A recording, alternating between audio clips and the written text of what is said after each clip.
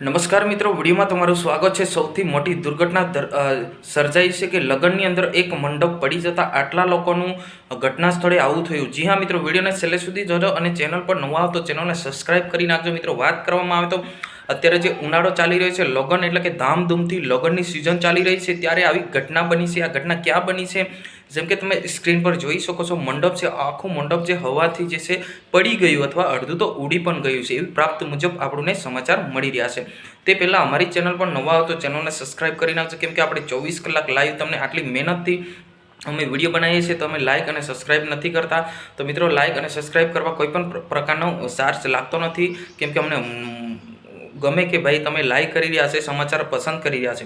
આપણે જાણી લઈએ મિત્રો, આ જે ઘટના બની છે માંડવી આજુબાજુની ઘટના છે। ત્યાં આગળ લગ્ન પ્રસંગની અંદર જે ઘટના બની છે કે વાવાઝોડા સાથે એટલે કે મંડપ જે છે આખું નીચે પડી ગયું છે। નીચે મંડપની અંદર કમસે કમ 30 લોકો બેઠ્યા હતા, એની અંદરથી 3 લોકો હતા, એમને વધારે વાગ્યું હોવાના સમાચાર આપણને મળી રહ્યા છે।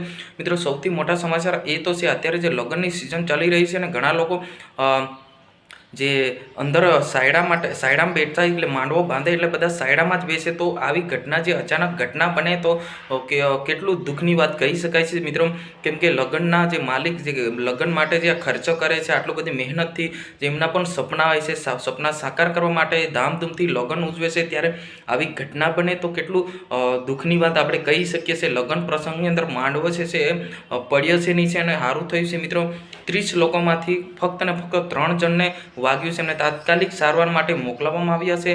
મિત્રો, વાત કરવામાં આવે તો આવી ઘટના જે માંડવીના કંઈક નાનકડા ગામમાં બની હોવાના સમાચાર આપણને મળ્યા છે। આ ઘટના વિશે તમારે શું કહેવું છે એ અવશ્ય કોમેન્ટ બોક્સમાં જણાવજો। હું તમારો દોસ્ત શૈલેષ ભીલ મિત્રો, હું તમારા માટે લગાતાર લાઈવ વિડીયો બતાવું છું, એટલા માટે વારે ઘરે કહું છું ચેનલને આગળ મોકલી આપો, જેથી કરીને મને પણ સપોર્ટ મળે। જ્યાં મિત્રો